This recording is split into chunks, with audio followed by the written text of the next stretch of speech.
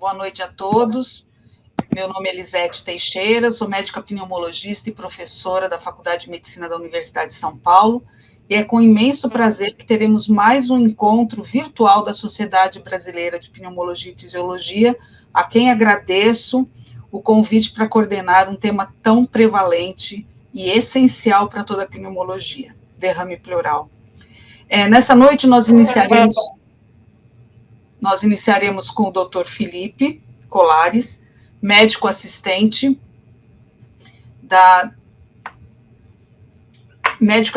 de clínica médica e pneumologia do Hospital de Base da Faculdade de Medicina de São José do Rio Preto, diretor dos assuntos do interior da Sociedade Paulista de Pneumologia e Tisiologia e da Comissão Científica de Pleura da Sociedade Brasileira de Pneumologia e Tisiologia. Ele nos mostrará o desafio do passo a passo para o diagnóstico etiológico do derrame pleural. A seguir, o Dr. Tiago Mafor, professor adjunto de Pneumologia e Tisiologia da UERJ, membro da Comissão Científica de Pleura da Sociedade Brasileira de Pneumologia, nos falará de uma ferramenta indispensável, mas infelizmente não disponível em todos os lugares, a ultrassonografia pleural, a sua aplicabilidade e perspectiva. E para encerrarmos, o Dr. Rafael Jaber, médico pneumologista também da UERJ, nos brindará com um tema nem sempre resolutivo: como prosseguir diante dos derrames recidivantes e indeterminados. Eu lembro também a toda a audiência que poderão tornar esse evento muito mais instrutivo, encaminhando perguntas que serão discutidas no final das apresentações. Por fim, eu agradeço mais uma vez à Sociedade Brasileira de Pneumologia e Tisiologia o privilégio de participar deste encontro com esses jovens tão talentosos pneumologistas e essa seleta audiência pneumológica. Então, eu gostaria de começar com o Dr. Felipe. Boa noite. Obrigado, Lisete, pela apresentação. E, mais uma vez, agradeço à sociedade pelo convite, né? E faço das palavras da Lisete a minha por ter a oportunidade de discutir um tema tão prevalente e numa mesa com colegas, amigos e experts em doenças pleurais, né? Vou compartilhar minha apresentação. E nesse primeiro momento, nos primeiros 15 minutos, vamos discutir e vamos fazer com vocês uma jornada do diagnóstico de derrames pleurais, né? Então, vamos começar aqui daquele paciente, e depois, em seguida, o Tiago e o Rafael complementam com informações grandiosas e um debate no final aí para fechar com chave de ouro. Então, qual que é o passo a passo para o diagnóstico etiológico, né? Vamos seguir desde a abordagem inicial, a gente não tem como falar de derrame pleural sem falar de critérios de Light, mas vamos além dos critérios, vamos entender um pouco mais de como é feita essa análise, avaliar algumas questões de métodos de imagem, deixando o aprofundamento para ultrassom com o Dr. Tiago, e procedimentos invasivos, sem entrar em muitos detalhes, mas trazer para a gente o momento certo e adequado de solicitá-lo e realizá-lo. Então, trago aqui alguns casos que provavelmente vocês que estão acompanhando tiveram casos semelhantes. Esses casos aqui, com certeza, muitos já tiveram e não demorei muito para conseguir recobrar alguns pela frequência da doença, né? Derrame pleural, na verdade, é difícil chamar derrame pleural de doença, né? Derrame pleural é uma síndrome, um conjunto de sinais e sintomas de diversas etiologias, várias etiologias. Tem algumas etiologias mais prevalentes que a gente vai discutir, mas o interessante de discutir derrame pleural é entender como deve ser feita essa abordagem de uma manifestação clínica em comum, né? Então, masculino, 21 anos, privado de liberdade, febre e tosse. Feminino, 26 anos, injúria renal aguda, anemia, dispneia e tosse. Feminino, 35 anos, portadora de lúpus, apresenta-se com dor pleurítica e dispneia em uso de imunossupressão. Masculino, 52 anos, tabagista, febre e perda ponderal. Masculino, 72 anos, tabagista, dispneia e perda ponderal. Feminino, 62 anos, com estenose aórtica grave, dispneia. Masculino, 41 anos, abscesso, membros inferiores e dispneia.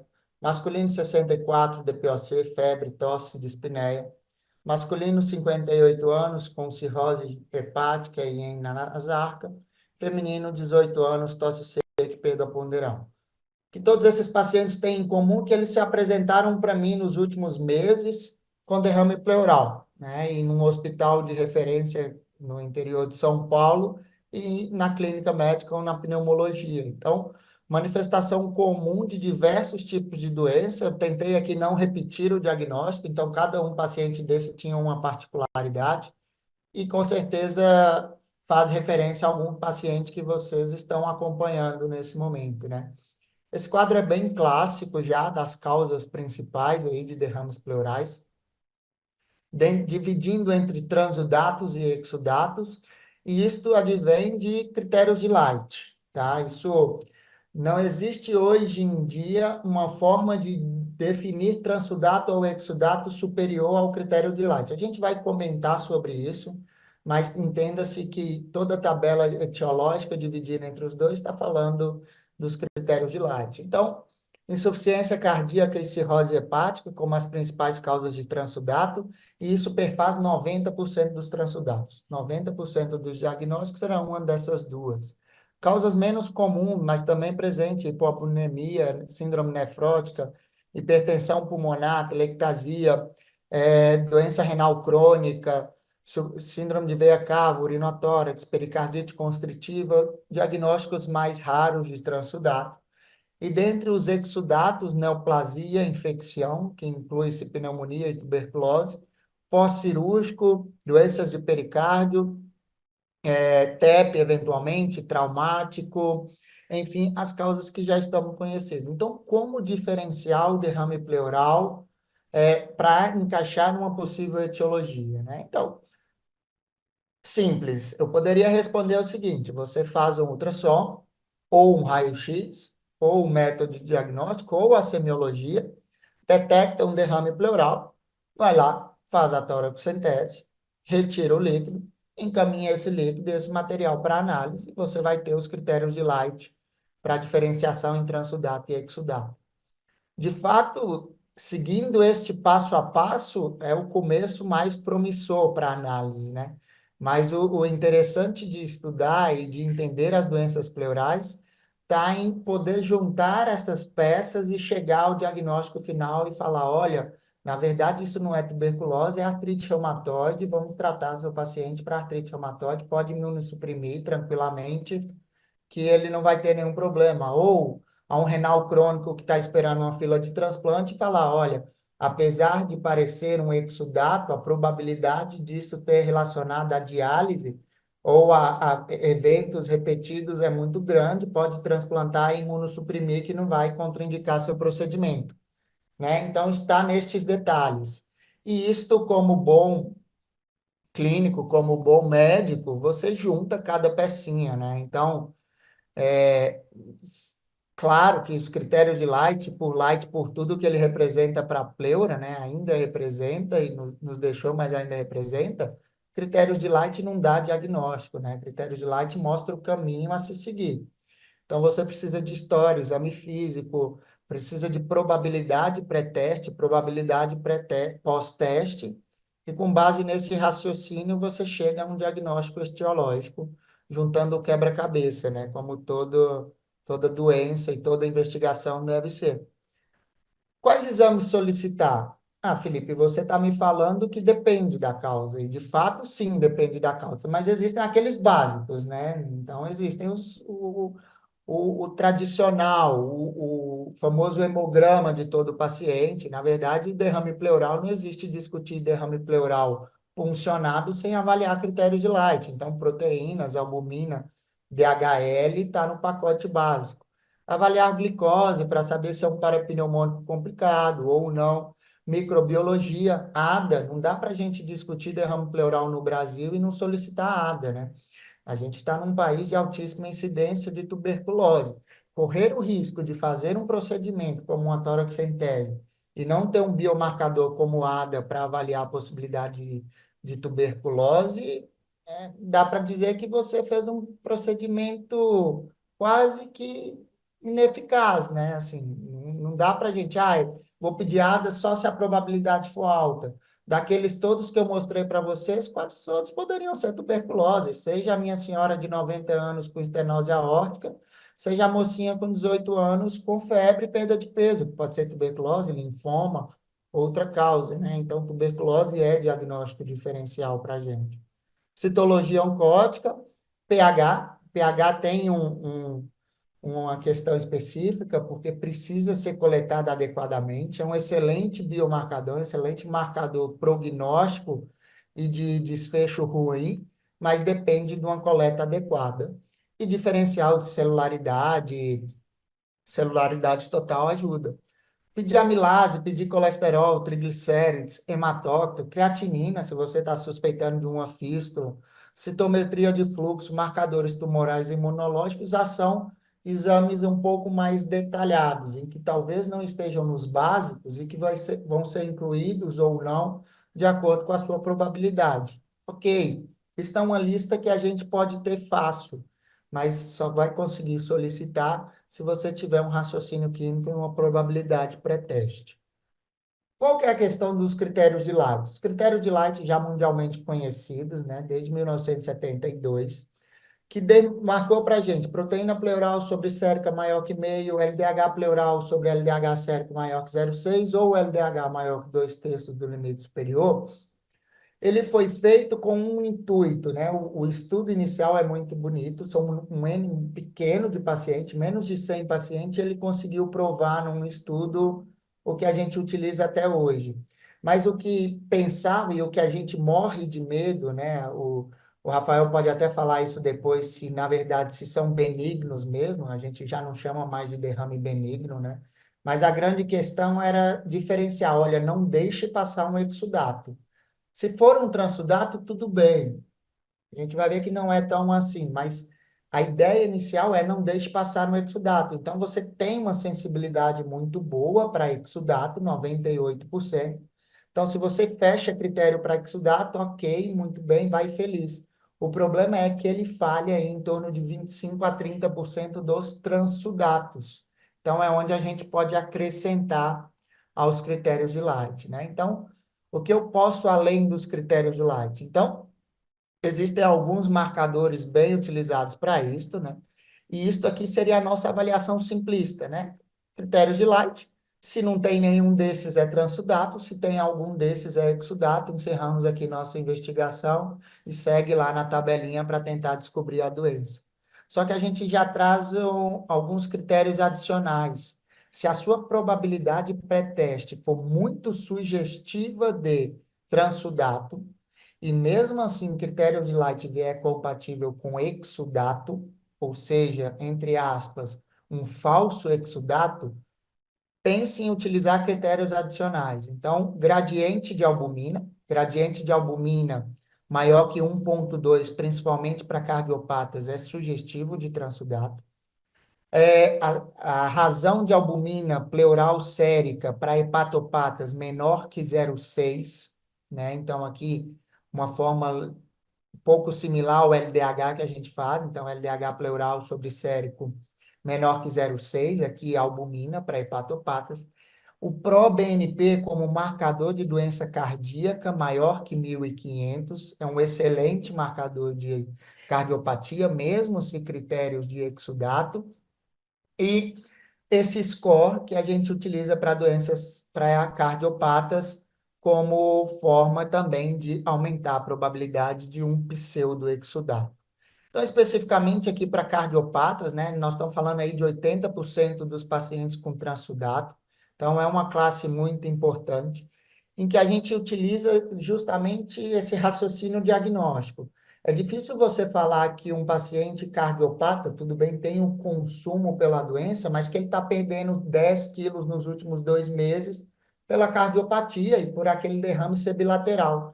Lembrar que tem uma série do Porcel, que é a segunda causa de derrame pleural bilateral era neoplasia, né? Então, a gente não pode descartar só por, é bilateral, ele é cardiopata e está perdendo peso porque é idoso e está mesmo consumido pela doença.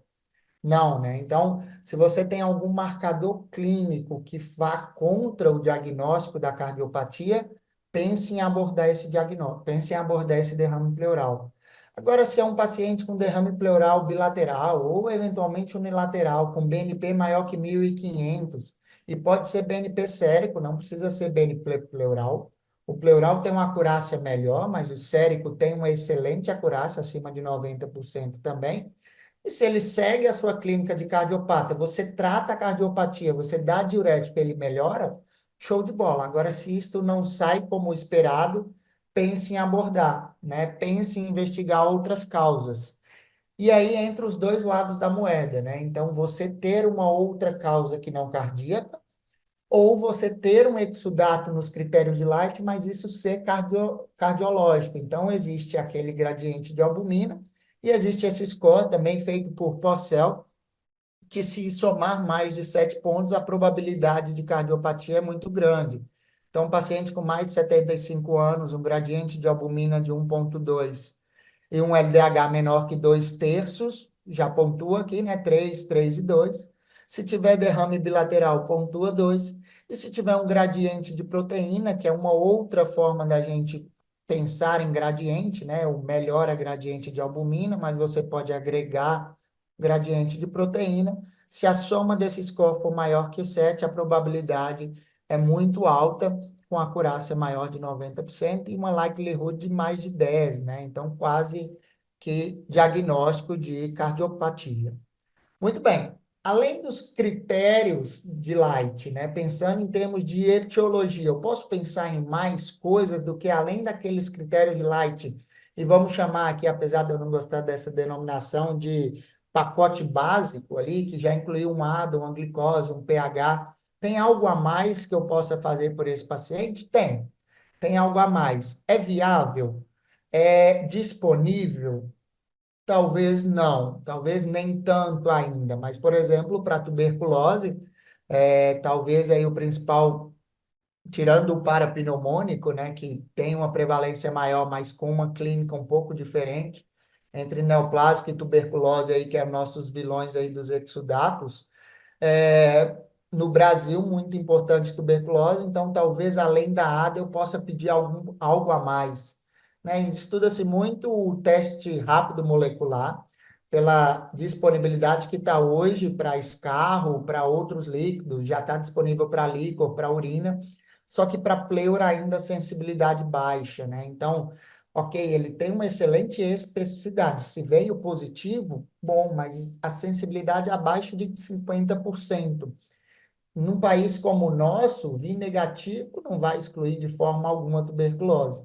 Interferon-gama e o IGRA, excelentes. Acurácia acima de 90%, sensibilidade e especificidade acima de 90%. Qual o problema? Um interferon-gama compra 7 ADAs, né? A gente está num país pobre, né? Um país de derrame pleural que tem que ser abordado na saúde pública, na UBS, nas UPAs, né? Então, infelizmente, ainda é uma realidade de projetos de pesquisa, de centro de excelência, e não está tão disponível quanto a gente queria, mas são excelentes marcadores. Para câncer, existem marcadores específicos? Existem marcadores específicos, existem proteínas específicas testadas, como já a conhecida CEA, CA15.1, cifra, CA125, que aumentaria a nossa acurácia, né? Nós estamos falando de citologia, só pela citologia, né? Não em blocado, que tem uma sensibilidade em torno de 70% aí nas melhores avaliações. Se a gente está falando já de emblocado, isso melhora. Tem como eu melhorar o meu diagnóstico? Teria. O problema também é que o negativo não vai afastar e ainda é muito caro, né? Talvez o mais importante aqui esteja na nossa diferenciação entre mesotelioma e adenocarcinoma, pela dificuldade de diagnóstico do mesotelioma, né? A gente vai ver que biópsia pleural para mesotelioma tem que ser algo mais invasivo, porque uma biópsia fechada para mesotelioma tem alta probabilidade de falso negativo. Então, talvez esteja mais no desenvolvimento nessa possibilidade de diferenciar um dos outros. Bom, então eu tenho um derrame pleural, eu tenho as minhas probabilidades clínicas e tenho as análises básicas. Eu posso tirar alguma informação só da imagem? Então, como eu falei, por exemplo, um raio-x com derrame bilateral, a probabilidade dele ser um transudato é maior, cuidado com essa análise, né? Cuidado com essa análise, pode ser muito errônea isso, tá? A minha probabilidade com clínica e raio-x, só pela minha história clínica e raio-x, fica em média de 50% de acerto, então é baixa a probabilidade, mesmo para cardiopatas, tá? Então você precisa de mais dado para embasar seu raciocínio. Ultrassonografia, bom, eu sou um amante da ultrassonografia, mas vou deixar para o Tiago entrar em mais detalhes. E aí vamos para alguns e outros métodos que poderiam me ajudar. Tomografia computadorizada. Se eu tenho um líquido baixa proteína e um líquido com alta proteína, alta celularidade, talvez eu medir as unidades Hounsfield desse líquido pode me ajudar em falar se só pela tomo aquilo é um transudato e um exudato, né? Perfeito? Não. Infelizmente, se você tem um intervalo muito comum entre transudatos e exudatos nas unidades Hounsfield. Então, os extremos, tudo bem, mas o meio é muito comum. Então, infelizmente, a tomografia não auxilia nisso. Ah, então uma ressonância, T1, T2, fase TH1, TH2, difusão, mismatch da ressonância vai ser bom. Também não. Infelizmente, não consegue me garantir com uma acurácia significativa entre transudato e exudato. A ressonância tem um papel muito relevante no suspeita de mesotelioma, no suspeita de lesão mediastinal, mas para diferenciar transudato e exudato, não. Eu vou entrar em detalhes definitivos, mas o ultrassom de tórax talvez é o que chegou mais próximo disso, já com estudo desde 1991, 92, mostrando que o formato ou o aspecto da imagem pode sugerir. E aí, mais no sentido de se positivo. Então, se septação, se loculação, boa chance disso ser infeccioso, neoplásico. Se nodulação pleural, se nodulação diafragmática, boa chance disso ser neoplásico. Mas se um líquido bonitinho, anecoico, ou que a gente chama de simples, não diferencia para mim se é transudato ou exudato. Então, entenda que a gente está indo, sempre que acha um positivo, fortalece muito a sua opinião. Mas quando isso é negativo, você continua ainda no seu pacote básico, tendo que fazer procedimento mais invasivo, né? Então, o anecoico não diferencia bem, mas os complexos, sejam septado ou homogeneamente denso, né? Isso tem uma boa acurácia para exudato, tá? Não para diferenciar entre eles. Desculpa. Assim serve para parapneumônico, né? Uma likelihood positiva muito boa em ter septações e ter loculações, né? Isso fala a favor de um parapneumônico num contexto clínico. Isso está tão legal ultimamente porque permite você pular a drenagem torácica e pedir a cirurgia que faça diretamente uma VATS, uma cirurgia videoassistida, porque eu sei que o dreno não vai resolver, então olha o passo maior que a gente já está dando, mas isso é além do diagnóstico, né? E ter um exame como esse, né, uma pleura espessada nodular e uma lesão nodular no diafragma, isso praticamente, num contexto adequado, fecha o diagnóstico de neoplasia, né? Mesmo antes de puncionar. Óbvio que a gente vai puncionar, ver sinais de complicação, ver o prognóstico desse líquido, ver a análise de se ele responde ou não a uma toracocentese de alívio. Mas o diagnóstico aqui nesta imagem, eu gosto dela, que a setinha ficou já falando, olha, o diagnóstico está dado aqui, né? Então, é uma neoplasia. Tá, e quando que eu vou partir para procedimentos invasivos? Quando eu acho que estes dois aqui vão fazer o principal diferencial para mim, um granuloma ou uma neoplasia.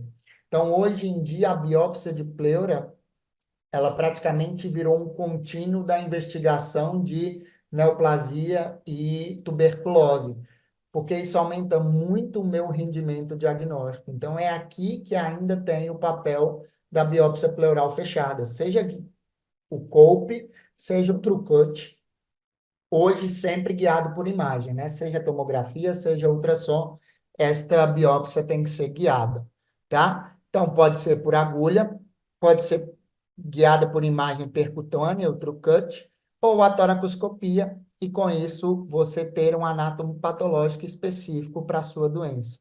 Então, para finalizar, o passo a passo para a investigação etiológica, esse fluxograma em que eu fui montando aos poucos conforme a gente vai estudando, ele parte de uma história, exame físico e ultrassom de tórax. Hoje não existe mais avaliar a pleura sem ultrassom de tórax.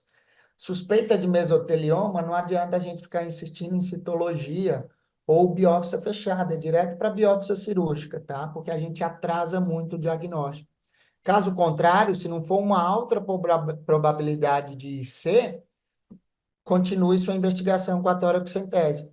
Se vier transsudato, ótimo. Se vier exudato, você vai atrás das causas. Então, vai atrás do ADA, vai atrás de biomarcadores, citologia, triglicérides, eosinófilos, celularidade, e conforme a sua probabilidade, você vai dar o diagnóstico mais específico. Não existe um critério único, não existe um fluxograma único, existe probabilidades, existe raciocínio clínico. Existe um caminho a se seguir, mas tudo dependendo das variáveis para a gente ter um diagnóstico correto. Obrigado e fico à disposição para as perguntas. Parabéns, Tiago. Tiago não, Felipe, eu estava pensando que eu vou chamar o Tiago. Parabéns, Felipe, pela sua apresentação. Eu acho que assim ficou muito claro que a dependência dos exames que nós vamos pedir vai depender de onde nós estivermos e da condição de fazer esses exames. Então, muitas vezes nós estamos no interior e não conseguimos fazer absolutamente nada porque nós não temos essas ferramentas, né? É o que o Tiago vai falar agora para a gente. Então, além do laboratório, além dos exames de imagem, tomografia e raio-x, acho que o importante é saber assim, você falou uma verdade, o ultrassom, ele é necessário, ele faz parte de todos os novos guidelines para você abordar a pleura. Mas será que todos os locais a gente consegue ter um ultrassom disponível? Então, o Tiago vai nos falar das perspectivas e da aplicabilidade do ultrassom. Tiago, por favor. Obrigado, Elisete. Antes de mais nada, eu queria agradecer à organização, ao Felipe, que é da presidente da Comissão de Doenças da Pleura, pelo convite. Dizer que é um prazer estar aqui dividindo esse espaço com o Felipe, com o Rafael, que trabalha comigo, e notadamente com a professora Lisete, que a gente sabe que é uma grande incentivadora, uma grande pesquisadora na área de doenças da pleura, e que é um prazer para a gente estar aqui. Vou compartilhar aqui a minha apresentação. Então, coube a mim falar sobre as aplicabilidades e as perspectivas da ultrassonografia de pleura. Esses são os meus conflitos de interesse. A gente sabe que a pleura ela é composta por dois folhetos. O folheto parietal, que é uma camada externa, adjacente à parede torácica, e o folheto da pleura visceral, que é uma camada interna, adjacente ao pulmão. E entre esses dois folhetos tem a cavidade ou espaço pleural, que é preenchida por uma fina camada de líquido. E quando tem alguma alteração patológica, é aqui, entre os folhetos pleurais, que o líquido se acumula, formando o que a gente chama de derrame pleural. As doenças da pleura se manifestam de diversas formas: pneumotórax, nodulações, espessamento pleural e o derrame pleural, que é a forma mais comum de apresentação das doenças da pleura e que a gente vai abordar aqui nessa apresentação, no qual a ultrassonografia é bastante útil. E a ultrassonografia nos dá informações muito relevantes quando a gente fala em relação à pleura. Isso porque ela é uma estrutura relativamente superficial, ela está ali abaixo do gradil costal, então a gente consegue enxergá-la relativamente bem com ultrassom. né? E aí a gente, quando tem derrame, septações, pneumotórax, aqui um caso de mesotelioma, tudo isso, ultrassom nos dá informações bastante úteis, né? E só um adendo, um pequeno parênteses, a gente que é clínico, pneumologista, cirurgião de tórax, a gente faz ultrassom point of care. Eu não vou fazer ultrassom para fazer um laudo ultrassonográfico para enviar para um colega, por exemplo. Não. O ultrassom me gera dados adicionais que vão agregar ao meu raciocínio clínico. Então, essa que é a finalidade. E muitas vezes também para guiar procedimentos, principalmente a toracocentese, as biópsias de pleura e até a pleuroscopia clínica. Então, a ultrassom point of care como um dado adicional ao raciocínio clínico. Quais as grandes vantagens do ultrassom? Ele não usa radiação, pode ser feito à beira-leito, tem um baixo custo relativo, principalmente quando comparado à tomografia, ressonância, o PET. Ele permite a avaliação de estruturas adjacentes, como pele, tecido subcutâneo, avaliação cardíaca, avaliação de veia cava, muitas vezes, num caso de insuficiência cardíaca, é bastante útil, serve para guiar procedimentos. Os pontos negativos dependem do operador treinado, e a pessoa tem que ter prática com aquilo, treinar, a disponibilidade do equipamento, como a professora Lisete já falou, que nem sempre a gente consegue ter um ultrassom disponível, e ele não consegue visualizar todas as áreas. Por exemplo, a área subcostal. Qual aparelho utilizar? A gente começou lá na UERJ com esse aparelho aqui da esquerda, que era um grande dinossauro. É um aparelho grande, difícil até de transportar, mas que nos ajudava muito. E atualmente a gente já tem aparelhos portáteis que a gente acopla no celular. Então, qual aparelho utilizar? O que tiver disponível. Eu acho que a mensagem é essa.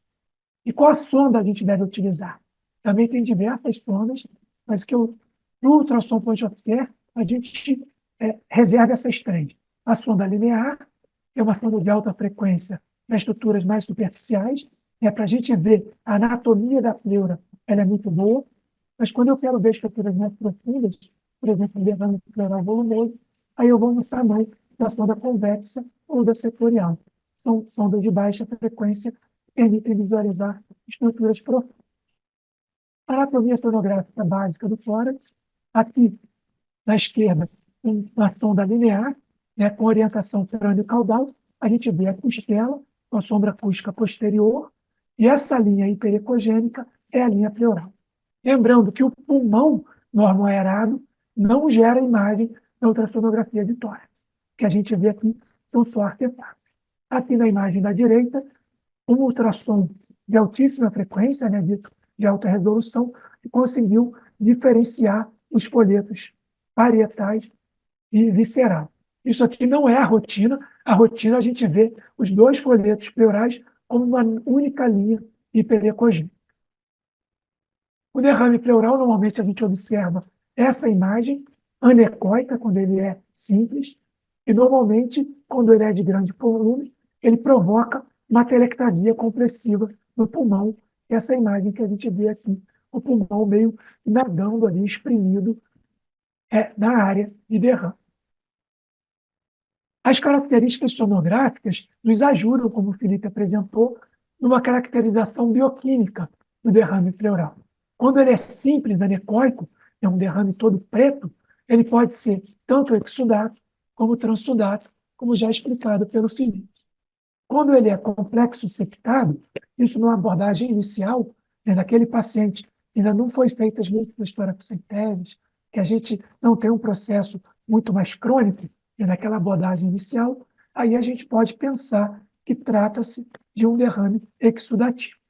A mesma coisa quando ele é complexo não septado, um derrame mais denso, cheio de debris, nos dá a ideia de que é um derrame também exudativo. E a mesma coisa para aquele derrame que a gente diz homogeneamente ecogêneo, que ele é homogêneo, tem uma ecogenicidade parecida com a do fígado ou do baço.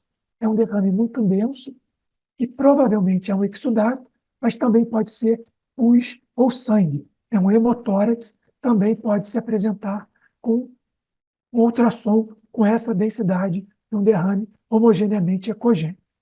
E algumas pistas que a gente consegue identificar na ultrassonografia que direciona para um tratamento, logicamente, com base nos dados clínicos daquele paciente. A gente vai pensar em neoplasia quando tem nodulações pleurais, espessamento grosseiro da pleura ou esse componente hipoecogênico sobre a pleura visceral. Aqui algumas imagens, um pequeno nódulo da pleura diafragmática, aqui um nódulo mais grosseiro, e diante de um contexto clínico, uma probabilidade pré-teste grande, isso aqui praticamente confirma o diagnóstico de neoplasia. A mesma coisa aqui, esses espessamentos grosseiros e difusos da pleura, esse aqui é um caso de mesotelioma, e nessa imagem aqui, esse conteúdo hipoecóico, que alguns trabalhos falam até em lama pleural, que também direcionam o raciocínio para neoplasia.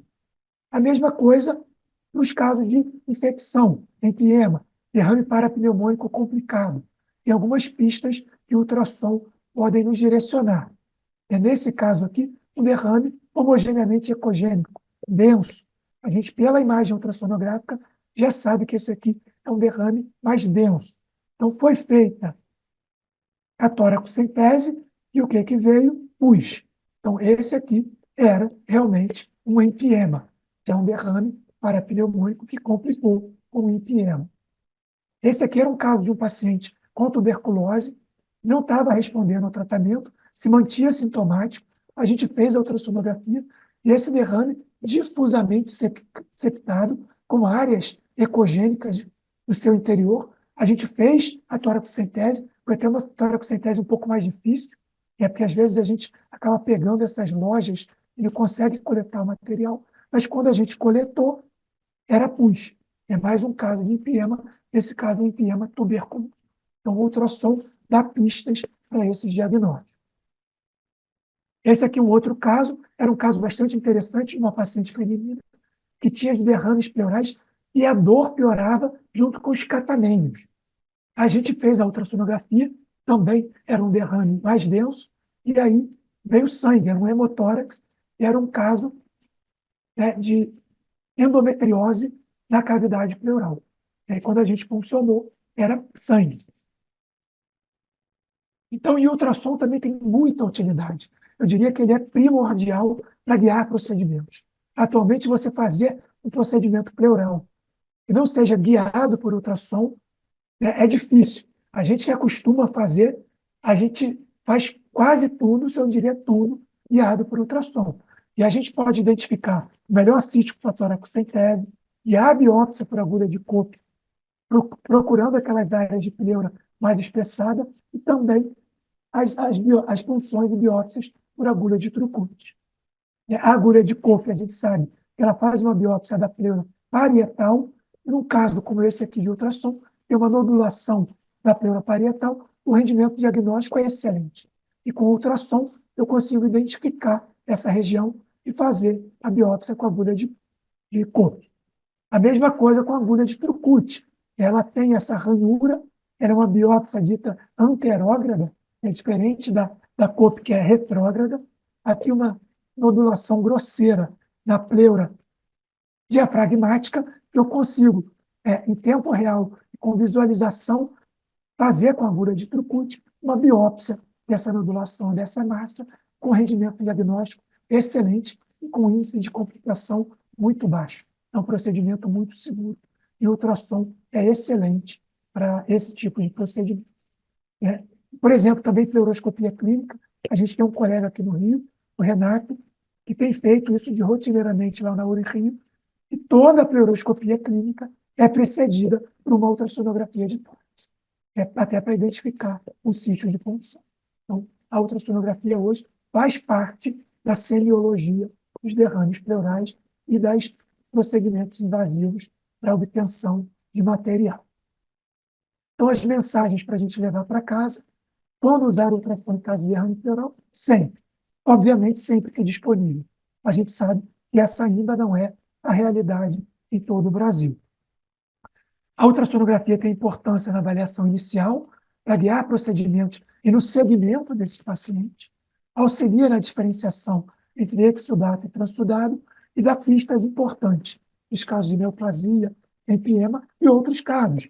Por exemplo, o paciente com uma grande massa mediastinal com suspeita de linfoma com derrame pleural, o ultrassom vai dar a pista e você vai funcionar, e aquilo provavelmente é um pilotórax. E a gente consegue identificar isso também, essas pistas, com o ultrassom.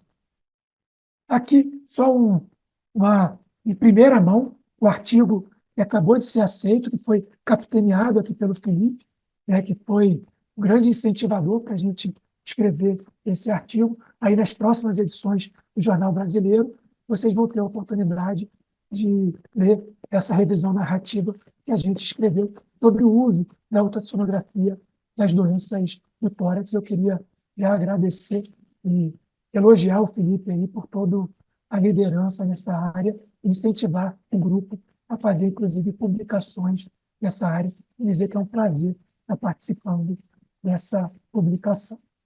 E fazendo propaganda do nosso congresso, que é agora, do 8 a 12 de outubro, lá em Florianópolis, a gente vai ter, no dia 8, um curso pré-congresso de ultrassonografia de tórax. Eu, o Felipe e outros colegas vão estar lá fazendo apresentações, estão todos mais do que convidados para estarem lá conosco no dia 8. É isso. Obrigado. Super obrigada, Tiago. Foi um prazer ouvir você falar, e eu fiquei muito feliz. Eu que sou da velha guarda da pleura, a gente vê que como o pessoal está trabalhando com ultrassom, como é importante isso, você dar essa mensagem para as pessoas, para os jovens pneumologistas, porque é uma ferramenta indispensável hoje em dia, que você pode, só pela imagem de ultrassom, você pode já pensar num diagnóstico provável para o seu paciente. Você vai atrás disso. Ao mesmo tempo, ainda para alguns residentes, como eu ensino a biópsia, que eu brinco que é a raiz sem ultrassom, é uma dificuldade muito grande. Então, com ultrassom, o mais jovem, os residentes principalmente, eles se sentem mais confortáveis de não ter tanto receio de iatrogenias. Então, eu acho isso super importante. O ultrassom veio para ficar. Eu espero que um dia eu vou ouvir falar que em todo o país se está usando ultrassom antes de fazer uma toraxentese ou ainda mesmo de fazer biópsia de pleura. Então, parabéns pela sua apresentação. E agora vamos terminar a nossa apresentação, os nossos diapositivos, com o Dr. Rafael Jaber, por favor.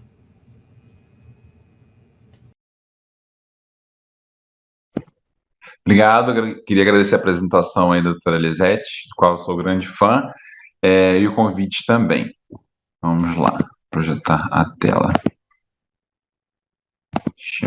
Então, ficou para eu apresentar, né, o tema manejo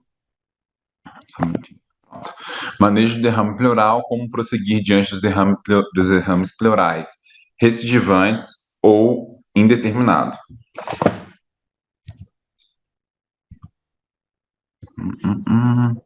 Acontecendo.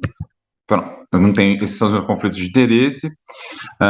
O derrame pleural recidivante significa o acúmulo de líquido, né, recorrente no espaço pleural, mesmo quando há tratamento adequado das causas subjacentes, né, de forma otimizada. Então, o derrame pleural recidivante ele pode ser de etiologia maligna, benigna, e tem um grupo ali no meio, né, que pode ser indeterminado. Os derrames pleurais, né, indeterminados são aqueles que, apesar de adequada investigação, não foi possível esclarecer a origem, seguindo, né, aquela sequência, né, aquele fluxograma que o Felipe já apresentou. A perda desses mecanismos de homeostase é o que levam, né, à recidiva do derrame pleural. E muitas vezes pode haver a combinação, né, pode haver a combinação de mais de um mecanismo, de mais de uma doença, levando à quebra dessa homeostase. Então, se você busca tratar só uma causa e não olha para outra, provavelmente você não vai atingir, né, o controle desse derrame pleural. Por isso precisa ter esse olhar amplo. E aí, começando pelo derrame pleural maligno, que tem fluxogramas muito bem estabelecidos, a gente pensa em algumas possibilidades de tratamento, né? A toracocentese diagnóstica e terapêutica, né? Digo diagnóstica porque ela faz parte, muitas vezes, da investigação e estadiamento. A terapia sistêmica direcionada, né? Quimioterapia, imunoterapia, terapia-alvo, o catéter pleural permanente, a pleurodese, o VATS e até mesmo a paliação. Então, me acompanhe nesse fluxograma aqui. O derrame pleural maligno sintomático, se o paciente for candidato, ele vai receber terapia sistêmica. Caso, né, ele se beneficie, né, de uma toracocentese terapêutica, ele vai receber, e é importante entender nesse momento se ele teve resposta, né, dos sintomas e se esse tórax expandiu, né, diante dessa intervenção. Se ele é candidato a um procedimento invasivo, se sim, e ele tem, né, um tórax, né, um pulmão expansível, né, o ideal é que ele receba a pleurodese, né, pensando que esse paciente precisa ter um mínimo de reserva, né, cirúrgica para ir para uma pleurodese e que ele, digamos assim, que ele minimamente resista a uma SIRS, né, porque muitas vezes o irritante ali, né, o talco, por exemplo, pode levar a uma reação inflamatória. Se esse paciente não aguenta um procedimento como esse, você pode colocar um dreno, né, um tubo, e fazer o talco pasta, por exemplo, ou instalar um catéter pleural permanente, né? Se na sua pleurodese, voltando aqui, teve sucesso, beleza, você segue com a monitorização. Se houve falência da sua pleurodese, você pode associar, né, um catéter pleural implantado ou fazer uma toracocentese terapêutica. Já no caso dos pulmões não expansíveis, a pleurodese não é uma opção, uma vez que as pleuras não vão se aproximar, não vão colar ali, não vão inflamar, formando, né, a pleurodese. Então, o ideal é que você faça um catéter pleural implantado ou toracocentese terapêutica. E para alguns casos, a minoria dos casos, o VATS com decorticação, digo minoria pelas complicações relacionadas. E segue todos esses com monitorização. Bem, se o paciente não é candidato a um tratamento por intervenção, né, se ele tem uma sobrevida pequena, o ideal é que você siga com a paliação desses sintomas. E para essa tomada de decisão, é importante que você tenha equipe, né, uma discussão interdisciplinar com pneumologista, cirurgião torácico, oncologista e outros profissionais necessários para decidir o melhor, né, na opinião médica, para esse paciente. Além disso, entender os recursos disponíveis no seu hospital e também qual, né, dessas técnicas a equipe tem mais experiência. Entender se há expansibilidade pulmonar, como eu já comentei, entender a velocidade de reacumulação, porque se é um reacúmulo muito rápido, mais do que 300 ml por dia, é pouco provável que essas pleuras vão se aderir, uma vez que, né, a formação vai lavar, né, esse talco, né, esse material ali, impedindo a pleurodese. Se é uma reacumulação lenta, esse paciente pode ser candidato a uma toracocentese terapêutica, por exemplo. Como eu disse, né, se o paciente tem alguma condição cirúrgica, se ele tem alguma resposta à terapia antitumoral, então você pode inicialmente fazer uma toracocentese terapêutica, ganhando tempo ali, enquanto o tratamento sistêmico começa, para ver se ele vai responder ou não, como uma forma de ter tempo para decidir se ele precisa de uma terapia definitiva. Outra coisa é saber o prognóstico desse paciente. A gente tem um score chamado Lent Score, que nos tempos agora das novas terapias, talvez ele precise ser revisto, mas que tradicionalmente a gente usa ele. E quando o paciente tem um prognóstico menor do que 2 meses, a gente pensa, menor do que 2 semanas, perdão, a gente pensa que procedimentos como a toracocentese seriam mais adequados. E também sempre pensar na preferência do paciente, porque um catéter pleural implantado, por exemplo, é algo que pode ser incômodo para ele, ser de difícil manejo. Falando das causas, né, não malignas, né, as possibilidades terapêuticas são muito parecidas com o que eu citei anteriormente, mas o pilar dela é o tratamento da causa base. A maioria dos casos, você tratando a causa base, você vai conseguir a resposta e o controle daquele derrame pleural que você precisa. e associado à drenagem. Então, antes de prosseguir, né, com um tratamento definitivo, é importante que você tenha otimizado esse tratamento. É importante que você tenha certeza da causa base. Como o Felipe mesmo antes comentou, às vezes a gente está, né, por exemplo, um paciente com insuficiência cardíaca tentando tratar aquele paciente, otimizando o diurético, e não melhora. Então, talvez vale a pena você reavaliar aquele derrame, fazer uma nova drenagem, que pode ser que o problema ali não seja só derrame pleural relacionado à insuficiência cardíaca, mas seja uma nova doença se apresentando naquele contexto, né? E para isso é importante que você exclua algumas coisas, né? Exclua o pulmão não expansível, exclua infecção pleural, hidrotórax hepático, insuficiência cardíaca e malignidade, porque essas são as causas mais comuns de derrame pleural quando a gente pensa em exudato e transudato, né? Aí está misturado.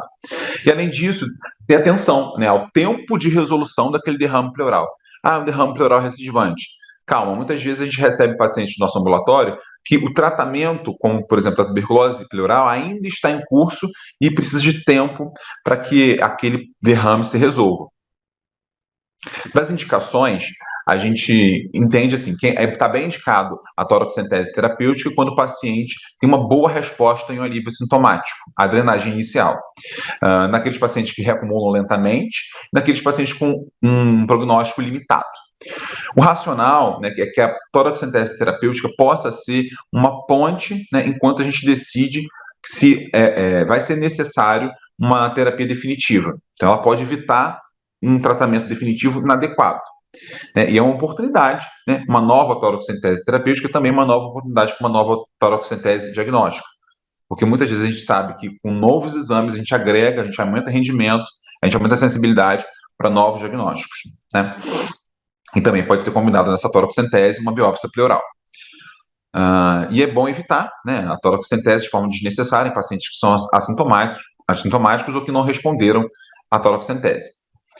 É importante também evitar ela mais do que 2 ou 3 vezes, pelo risco de infecção, pelo risco de acidente de pulsão e por induzir, né, de forma inflamatória ali, loculações. Isso faz com que a gente não fique prolongando, né? Prolongando quando já está claro que o paciente precisa de um procedimento definitivo. De forma vantajosa, é um procedimento de baixo custo, tem baixa complexidade, pode ser feito à beira-leito, no consultório. E uma coisa interessante, né, para a gente evitar complicações na toracocentese terapêutica, principalmente naqueles pacientes de grande volume, usar manometria. Eu, particularmente, não tenho experiência, mas para evitar o edema agudo de reexpansão, tá? E também como uma forma de diagnóstico para o pulmão não expansível. Falando de pleurodese, a pleurodese química, ela serve para poder provocar na pleura uma inflamação, uma irritação, levando à fibrose. Ela pode ser feita beira-leito por catéter, né? Ou toracoscopicamente. E os elementos que a gente pode usar pode ser o talco em pó, a pasta de talco, por exemplo, a bleomicina, a tetraciclina ou o polvidinho. A toracoscopia com tubo também é uma possibilidade, com abrasão da pleura, e a indicação, como disse, é o derrame pleural recidivante maligno ou não maligno. Algumas contraindicações são a discrasia sanguínea, né? Principalmente aquelas não corrigíveis, né? Você pode tentar corrigir, mas se não for corrigível, fica difícil, né? Se você não extinguiu a possibilidade de ser uma neoplasia pleural, não faça pleurodese. É desaconselhável que faça pleurodese, já que vai ser difícil depois você submeter aquele paciente a uma investigação com biópsia através de uma pleuroscopia, por exemplo. Se tem uma infecção não tratada, tá, relacionada ao dreno, ao local de toracoscopia, ou empiema, e se ele tem um pulmão não expansível, né, um pulmão ali, um encapsulamento tumoral, uma fibrose intersticial muito importante, ou uma obstrução endobronca por lesão endobronca, né, que não vai permitir que esse pulmão expanda, que não terá sucesso a sua pleurodese. E aqui a gente passa para alguns trabalhos. Esse mostra que nos pacientes com derrame pleural não maligno recidivante, a pleurodese com talco, ela teve sucesso em 77%, né, comparado nos outros estudos aqui. Então, é um bom procedimento, é um procedimento que vale ser feito nos casos também de derrame pleural não maligno. E a gente também tem informação aqui sobre o tempo de acompanhamento desses pacientes, que girou em torno de 1 ano. Esse trabalho comparou pacientes que foram submetidos à toracocentese terapêutica e ao catéter pleural implantado, né? Esse trabalho foi um estudo randomizado, mas que ele mostrou e foi patrocinado pela indústria. Só que foi suspenso precocemente, porque ele mostrou que, por conta do o financiamento foi suspenso precocemente, porque não houve diferença no controle de sintomas quando avaliado uma escala análogo-visual de controle para avaliar o controle da dispneia, e não houve diferença quanto ao tempo de internação, a visitas de atendimento e o sucesso da pleurodese. E houve mais complicação no grupo com catéter pleural de longa permanência, como a gente pode ver aqui. A frequência de eventos adversos foi semelhante entre os grupos, o que se esperava inicialmente que fosse menor no grupo com catéter pleural implantado, e chamar a atenção que houve uma maior risco de infecção pleural nos pacientes com hidrotórax hepático. Esse gráfico aqui, essa tabela aqui mostra sobre o catéter pleural de longa permanência, que ele levou a um alívio importante, significativo dos sintomas, tá? Comparável aos pacientes que fizeram, superior aos pacientes que fizeram a toracocentese terapêutica, e que só a presença do catéter ali na cavidade pleural pode ser irritante e levar à pleurodese, tá? Cerca de 50% dos pacientes apresentaram complicações, dentre elas infecciosas, que também predominou aqui no grupo dos pacientes com hidrotórax hepático. Outra informação importante, aqui destacando os pacientes não malignos e os malignos, é que o tempo de pleurodese ele foi maior nos pacientes com derrame pleural maligno comparado aos dos não malignos, tá? E nesse estudo aqui também, levantando a bandeira que para algumas pessoas ainda é tabu, existe a indicação, sim, de pleurodese nos pacientes com derrame pleural não maligno, né?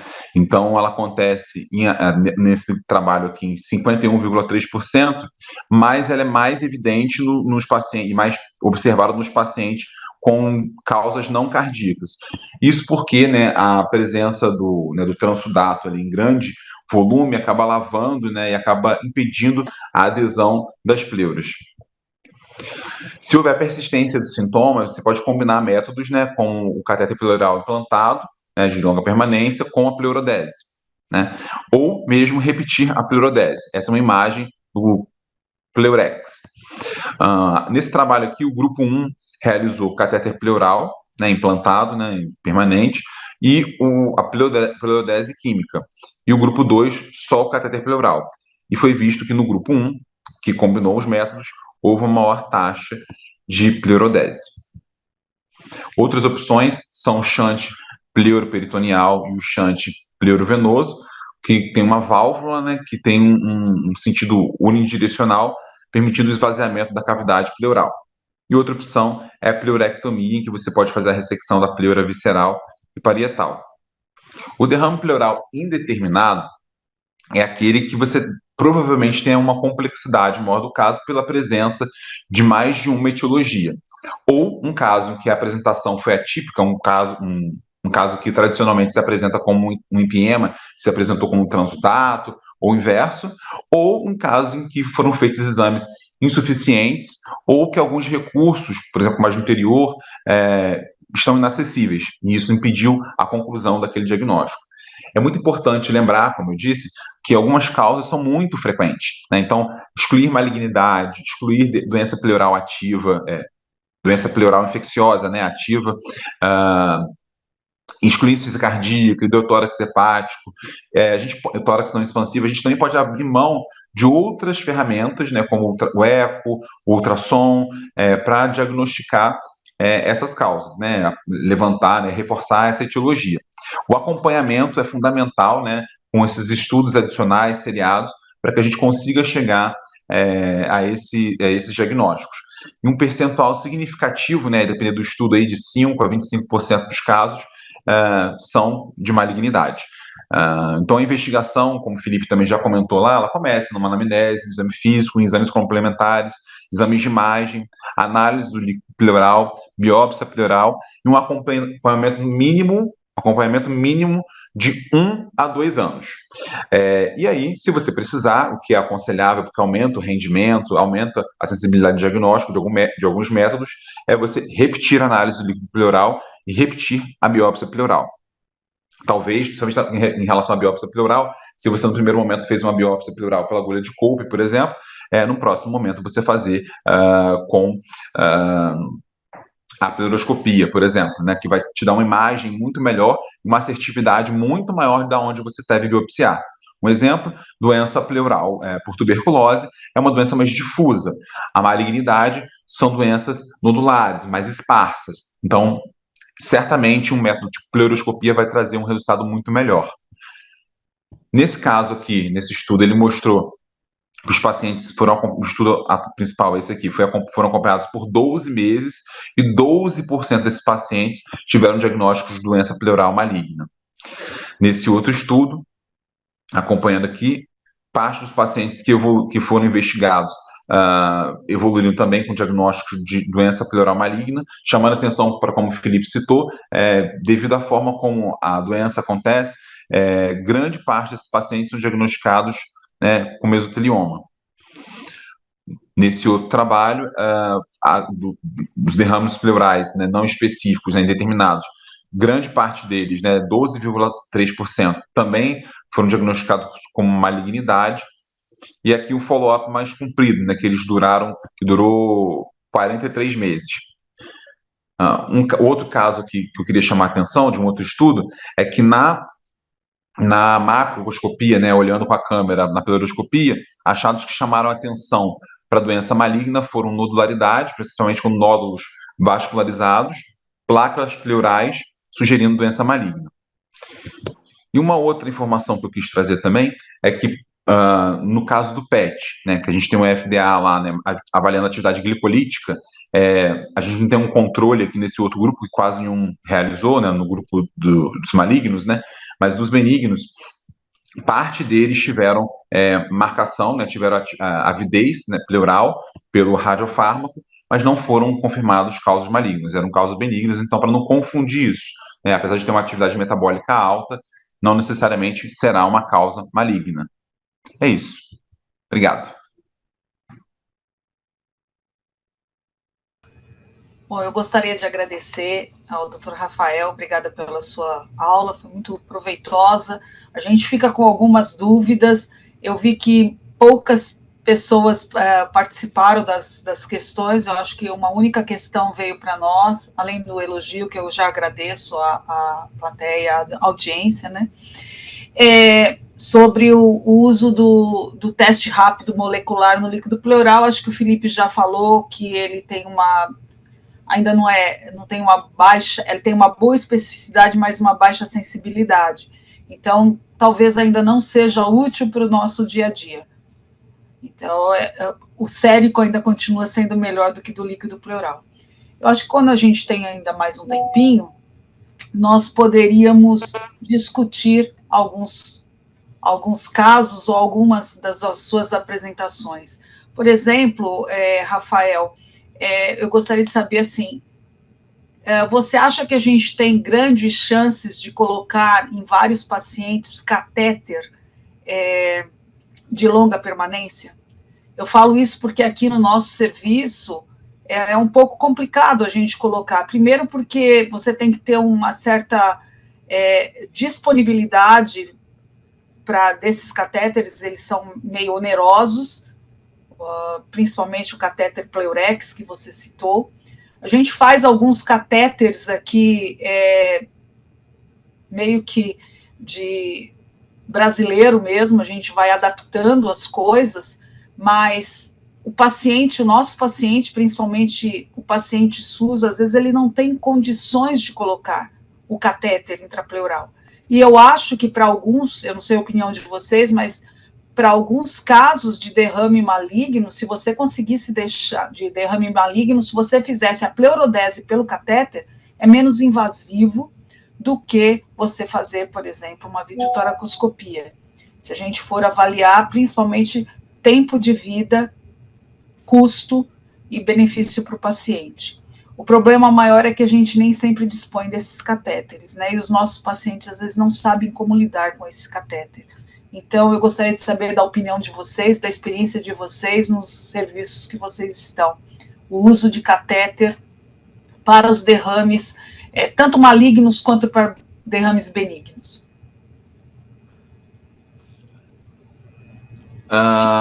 Então, assim, lá no serviço, a gente a gente conseguiu uma única vez, né, Thiago, ou duas vezes, colocar Pleurex. Nos outros casos, a gente acaba optando pela toracocentese terapêutica, né? Nós temos um ambulatório que funciona semanalmente, lá os pacientes voltam e são reavaliados por nós lá e são esvaziados, né, com uma forma de ter um alívio sintomático. Vou falar de um viés, assim, eu tenho uma impressão muito positiva. É um trabalho, inclusive, que a gente tá levando para o Congresso SCVPT, sobre a gente tem uma oncologia muito atuante. Então, assim, esses pacientes que foram submetidos a tratamento, né, seja com imunoterapia, alguma coisa assim, precisaram de. Eu percebo pela literatura, comparando a literatura, que eles precisaram de menos procedimentos em relação ao que se descrevia no passado. Então, é isso que eu tenho para te dizer, assim. E também não é infrequente que a gente né, libere o paciente, por exemplo, com catéter adaptado, né, a brasileira, como você falou. Então, por exemplo, um catéter de profunda adaptado como um catéter pleural implantado. Ok. Chegaram algumas perguntas, então depois a gente pode até continuar essa discussão. Como diferenciar, isso é para o Felipe, como diferenciar transsudato de exsudato em pacientes usando diuréticos? Essa é uma pergunta bem interessante, né? Assim, porque quando a gente fala da falha dos critérios de Light, né? Existe um asterisco muito grande, qualquer vez que você for estudar critérios de Light a fundo, em que a chance dele falhar no transsudato, como um pseudoexudato, um falso exudato, tá? Não tem essa denominação correta, mas um falso exudato, principalmente nos cardiopatas e que usam diurético, né?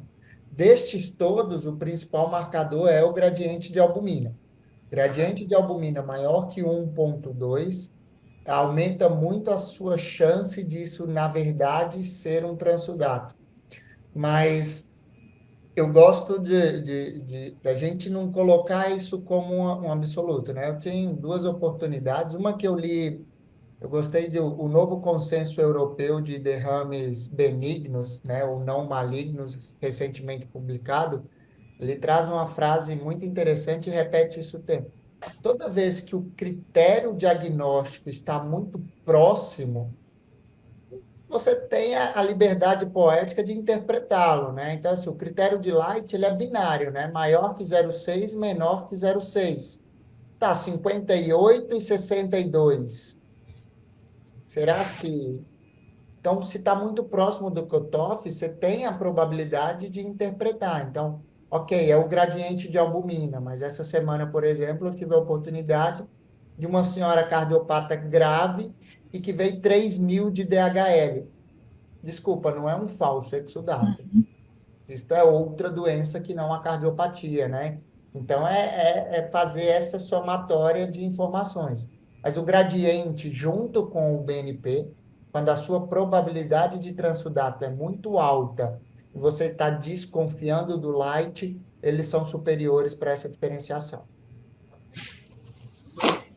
Uma outra questão, existe algum protocolo para acompanhamento de pacientes com placas pleurais?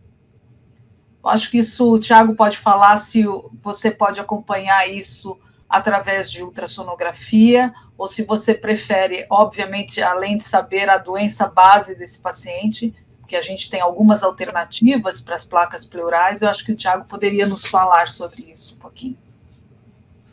Assim, eu desconheço algum protocolo que já tenha sido publicado, mas a gente tem por rotina no serviço, esses pacientes que chegam com placa pleural, a gente fazia um segmento de longo prazo deles, né? E principalmente levando em consideração a exposição, principalmente pensando em exposição a amianto.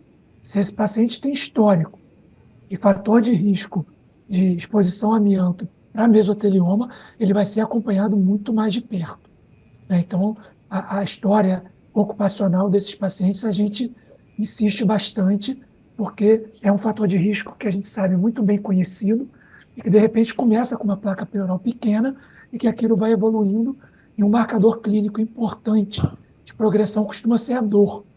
É o paciente que tem placa, começa a sentir dor, acende várias luzes vermelhas, que ele pode estar evoluindo para mesotelioma. Pelo menos essa é a experiência que a gente tem. Eu acho que a Lisete tem muita experiência com isso também. A nossa experiência basicamente é essa também, e outra, né? A minha experiência é assim: aperte seu paciente quando ele vier com placa pleural, aperte ele de qualquer jeito para descobrir todas as ocupações que ele teve. Porque às vezes ele fala para você que ele teve eu sempre trabalhei no comércio. Mas você espreme, espreme, espreme, aí ele fala assim: não, mas é que uma certa época da minha vida eu trabalhei com ourives, e o que eu queimava o ouro, ou eu derretia o ouro numa placa de amianto. E aí, sem nenhuma proteção. Então, eu acho que é fundamental isso. Lembrar, claro, que a tuberculose, principalmente nos pacientes mais idosos, pode cursar com placa pleural, entre outras patologias menos frequentes. Mas a gente sempre tem que olhar isso. Protocolo não, assim, pelo menos que eu saiba, protocolo a gente não tem. A gente faz o acompanhamento, sim, desses pacientes, e se ele tiver essa probabilidade de ter trabalhado com amianto, aí sim você tem que investigá-lo bastante, principalmente do ponto de vista de imagens, né? Então, eu sempre falo que o PET para nós é muito importante, além do ultrassom, o PET em casos de pacientes expostos ao amianto. Não sei se Felipe ou se o Rafael querem comentar mais alguma coisa. Só acrescentar, assim, excelente pergunta, né, Gislaine? É porque você pode ir além da sua pergunta. Placa pleural é benigna. Uhum. Placa pleural, entre aspas, você não precisa acompanhar, tá lá por uma sequela pleural. O problema está o que é por trás da placa, né? É a exposição que ela teve ao amianto por muito tempo. Então, em termos de placa em si, você não precisa ficar acompanhando essa placa, mas o paciente exposto ao amianto, né? Então, aí para isso tem protocolos, né? De seguir esse Uhum. paciente. Sim. Então, a gente extrapola a sua pergunta. O Tiago, o Rafael, a Lisete, a gente teve a oportunidade de saber que o ultrassom é legal para ver placa pleural, mas isso ainda não está como protocolo, tá? Sim. Então, também extrapola aí a disponibilidade do ultrassom. E citando o statement europeu de novo, eu achei interessante porque ele traz os derrames por asbesto, né? Que a gente falava, derrame por asbesto que não é mesotelioma é benigno. Cuidado, cuidado, Acompanhar. que não é tão benigno assim. Pode ser naquele momento, a chance que eu tive de um que a gente classificou de benigno foi publicado recentemente como mesotelioma in situ, né? Uhum. Então, não é tão benigno assim para um paciente que teve exposição importante a amianto. Gostaria de saber se vocês querem comentar mais alguma coisa, se vocês querem deixar alguma outra mensagem. Se não, eu deixo a minha mensagem. Eu agradeço a audiência do nosso evento. Eu fico muito feliz que mais de 100 pessoas estavam no nosso evento. E isso significa que a pleura continua, apesar de ser, que eu acho que ela às vezes é meio órfã, mas ela continua. E é graças a vocês, né, graças a vocês jovens, que ela vai continuar. Então eu fico muito feliz com isso. E mais uma vez agradeço a oportunidade da sociedade ter a ideia de fazer esse evento de pleura. Eu acho que eu, como uma amante da pleura, eu fico muito feliz com isso. Agradeço bastante a presença do Rafael, seja muito bem-vindo ao grupo de pleura. Tiago, você já faz parte, Felipe já faz parte, e eu espero que muitos daqueles que estiveram vendo o nosso evento também façam parte dos pleurólogos. Então, muito obrigada por tudo e agradeço mais uma vez à sociedade. Boa noite para vocês. Boa noite. Tchau, boa noite, obrigado. Tchau, tchau.